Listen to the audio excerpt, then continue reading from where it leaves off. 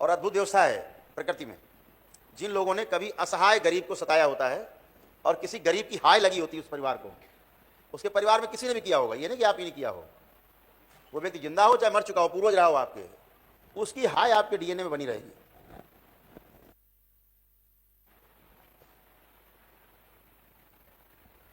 और कह भी गए कि हाय बड़ी गरीब की। हाय जिंदा नहीं रहने देती, आदमी को मरने भी नहीं देती, दोनों काम करती। और आपके यहाँ असाध्य रोग पैदा करती हाय, गरीब की हाय। और असाध्य रोग की जानकारी आपको तब होगी जब असाध्य रोग बन चुका होगा, यानी उसका इलाज नहीं होगा प्रकृति में, सृष्टि में, तो समझ लीजिए कि आपके यहाँ हाय है गरीब की। और ये भी अद्भुत है प्रकृति का नियम, जिसको हाय लगी होगी उसमें भगवान विष्णु का ही गण आते हैं उसके भोग काटने के लिए। हाय हाय का जो भोग है वो काटने के लिए भगवान विष्णु के गण जो है ना पहाड़ों से हैं, जैसे पहाड़। और जब तक वो रहते हैं तब तक आपका कुछ अच्छा होने वाला तो नहीं है। और भोलेनाथ का जो तंत्र है, शिव का जो तंत्र है, वो विष्णु के गणों पे नहीं चलता, या ये कह लीजिए आन है कि शिव का तंत्र विष्णु के गणों पे नहीं चलाया जाता। इसलिए आप उनको किसी विधि से हटा नहीं सकते, मार नहीं सकते, प्रताड़ित नहीं कर सकते, आप उनका कुछ नहीं बिगाड़ सकते, पहली बात। दूसरी बात, वो आपको दिखते ही नहीं है।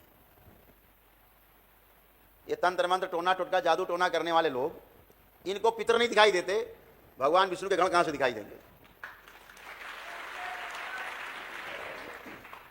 तो समस्या बनी रहेगी, लेकिन उसका कोई उपचार नहीं होता। लेकिन इस दरबार में आपके पहले एक विष्णु सहस्त्रनाम के जप के लिए 6 से 7 दिन लगते थे और 10 से 11 ब्राह्मण लगाते थे हम शुरू में।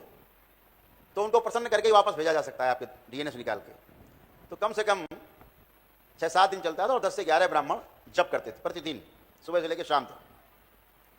तो एक आदमी का हो पाता था। दरबार ने धीरे धीरे शक्ति खोलते हुए और कम किया और कम किया और कम किया, इतना कम कर दिया कि अब एक आप किट लेते हैं, भगवान विष्णु जी की एक चित्र रखते हैं, हवन शुरू करते हैं जैसे आप करते सिद्ध हवन कराए हैं, और एक पुस्तिका मिलती है आपको, उसमें भगवान विष्णु के नाम लिखे होते हैं। जो पढ़ा लिखा बच्चा घर में हो, कोई डीएनए में जो आपकी हो या स्वयं, उनको पढ़ते जाएँ केवल, और आपका जप हो गया और आपको पुण्य मिल जाता है। इतना सरल कर दिया दरबार, तो कोई भी कर सकता है इसको। तो जैसे आपके पास ये पुण्य आते हैं तो आपके सारे दोष समाप्त हो जाते हैं और भगवान विष्णु के गण भी प्रसन्न होकर के, तृप्त होकर के और अपने लोग को चले जाते हैं आपको छोड़ करके।